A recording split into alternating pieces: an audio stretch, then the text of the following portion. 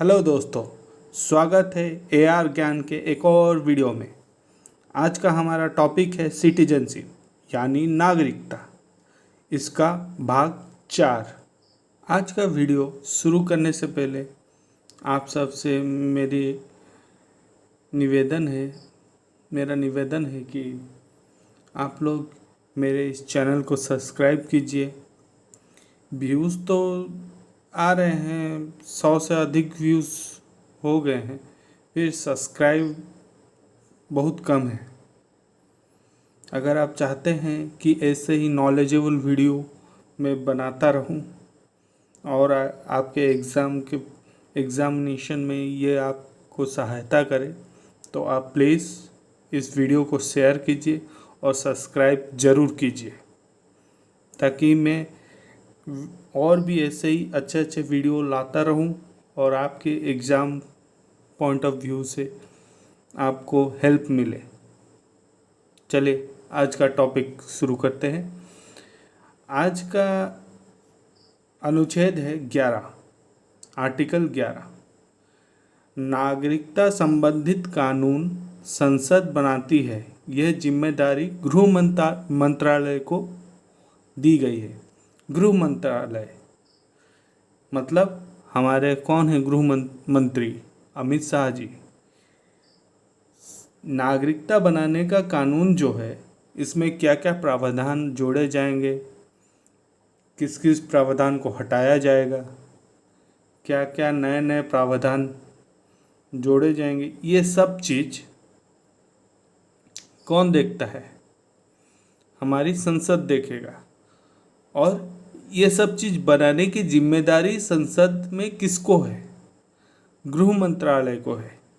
गृह मंत्रालय हमारी होम मिनिस्ट्री नागरिकता बनाने का और इसमें क्या क्या कानून जोड़ा जाएगा, ये सब की जिम्मेदारी, और किसको नागरिकता मिलेगी किसको नहीं मिलेगी, किस किस की छीन ली जाएगी, वो सब नज़र रखने की जिम्मेदारी गृह मंत्रालय को दी गई है, होम मिनिस्ट्री को दी गई है।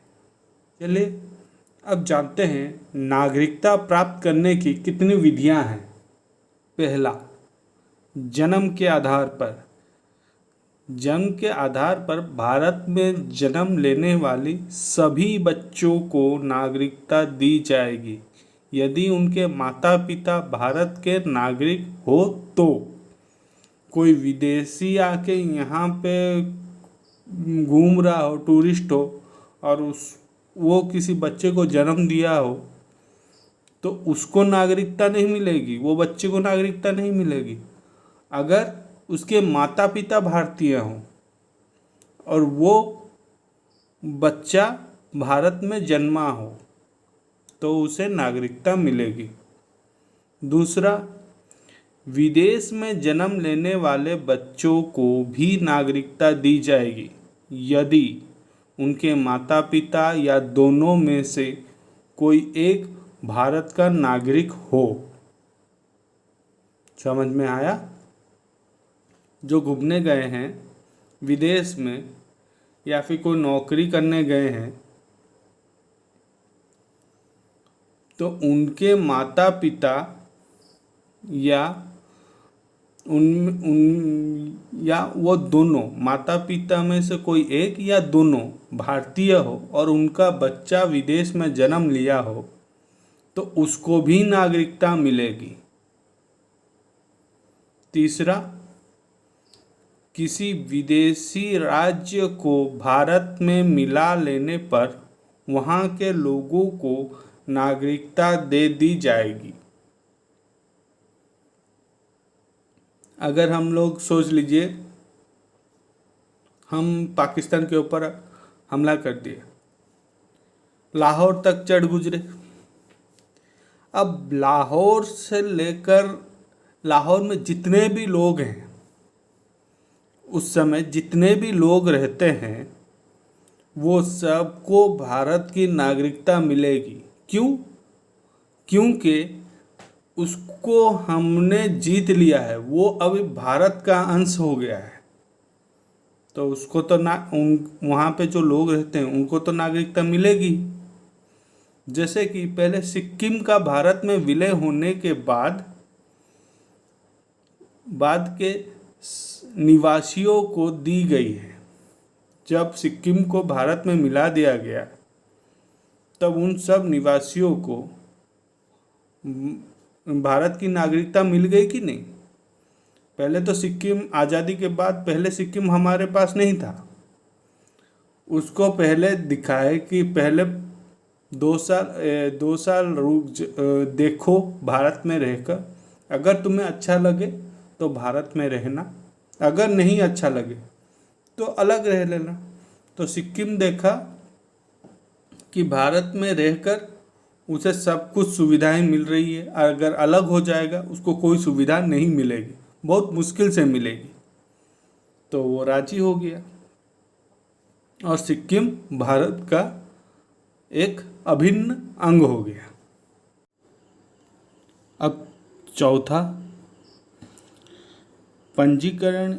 इसी विधि द्वारा नागरिकता प्राप्त करने के लिए व्यक्ति को 5 साल लगातार भारत में रहना होगा। इस विधि द्वारा राष्ट्रमंडल देशों को नागरिकता दी जाती है।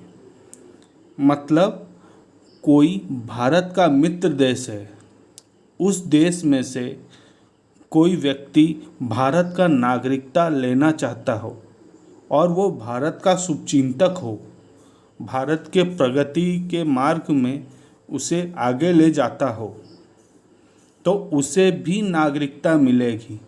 मगर शर्त है उस व्यक्ति को 5 साल लगातार भारत में रहना होगा और अपनी जो पुरानी देश की नागरिकता है उसे छोड़नी होगी। जब वो 5 साल लगातार रह लेगा उसके बाद उसको रजिस्ट्रेशन कराना पड़ेगा भारत की नागरिकता के लिए। उसके बाद ही उसको नागरिकता प्राप्त होगी। मगर ध्यान रहे ये नियम सिर्फ हमारे मित्र देशों के लिए है, पाकिस्तान जैसे दुश्मन देशों के लिए नहीं है। अब आपको समझ में आ गया है। चौथी, पंजीकरण। इसी विधि द्वारा नागरिकता प्राप्त करने के लिए व्यक्ति को 5 साल लगातार भारत में रहना होगा। इस विधि द्वारा राष्ट्रमंडल देशों को नागरिकता दी जाती है। अब 5वां, देशी कारण। ऐसा व्यक्ति जो भारत के किसी एक भाग को जानता हो, भारत के प्रति सकारात्मक सोच रखता हो, वैज्ञानिक या कला में निपुण हो, साथ ही लगातार भारत में 10 साल तक रहा हो। वो व्यक्ति जो भारत के बारे में अच्छा सोचता हो, अच्छा बोलता हो और भारत के उन्नति के काम में भाग लेता हो और लगातार 10 साल तक यहाँ पे रहा हो। चौथे में 5 साल कौन? इस विधि द्वारा राष्ट्रमंडल देशों को नागरिकता मिलेगी, जिससे हमारा फ्रेंडली रिलेशनशिप है। अगर दूसरे देशों से अगर हमारे दुश्मन, जैसे पाकिस्तान हुआ, हमारा दुश्मन देश है, अगर वहाँ से कोई आता है तो उसे 10 साल। जैसे कि अदनान सामी, वो 10 साल भारत में रुके थे, तभी जाके उनको भारत की नागरिकता मिली थी। और वो कला में निपुण थे, सिंगिंग में निपुण थे, इसी के कारण उनको मिला था। चौथे में जो है, पंजीकरण की विधि द्वारा नागरिकता प्राप्त करने के लिए व्यक्ति को 5 साल लगातार भारत में रहना होगा। ये मित्र देशों की बात हो रही है। कोई मित्र देश अगर 5 साल रुका है मित्र देश का निवासी 5 साल रुका है भारत में और भारत की नागरिकता के लिए अप्लाई किया है तो उसे नागरिकता मिलेगी, पर शर्त है उसे 5 साल रहना होगा। पहला क्या है? By birth. जो व्यक्ति भारत में जन्म लिया हो या फिर जिसके माता पिता में से कोई एक भारत के निवासी हो और उनका बच्चा जन्म लिया हो, वो बच्चा भारत की नागरिकता प्राप्त कर सकता है। दूसरा, जो व्यक्ति भारत से बाहर रहा हो और वहाँ पे उसका बच्चा जन्म लिया हो, अगर उनके माता पिता में से कोई एक या दोनों भारतीय हो तो वो बच्चे को भी भारत की नागरिकता मिलेगी। अगर कोई व्यक्ति भारत में रहना चाहता हो और वो रजिस्ट्रेशन किया हो भारत में रहने की और वो कहाँ से आया हो, फ्रेंडली कंट्री से आया हो, तो उसे भारत की नागरिकता मिलेगी, पर शर्त है उसे 5 साल भारत में रहना होगा। चौथा, अगर कोई व्यक्ति हमारे मित्र देश से ना आकर हमारे किसी दुश्मन देश से आया हो और वो किसी कला में निपुण हो या फिर उसे वैज्ञानिक ज्ञान हो तो उसे भारत की नागरिकता मिलेगी, पर शर्त है उसे 10 साल भारत में रहना होगा और भारत विरोधी काम में संलिप्त नहीं रहना होगा। उसे भारत को आगे बढ़ाने में, प्रगति करने में अपना सहयोग देना होगा, तभी जाके उसे भारत की नागरिकता मिलेगी।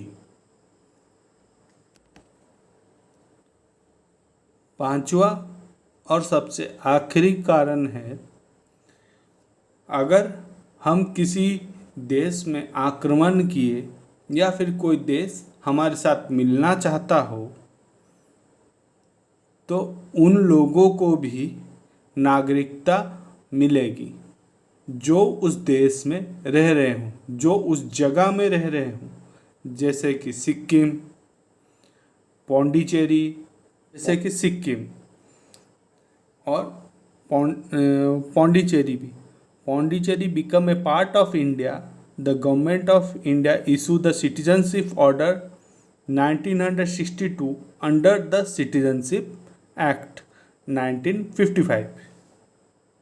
जैसे कि मैं बता चुका हूँ, अगर हम पाकिस्तान के ऊपर हमला करेंगे, लाहौर तक चले जाएंगे, लाहौर के जितने भी निवासी हैं, लाहौर तक के जितने भी निवासी हैं, उनको भी भारत का नागरिकता मिलेगी।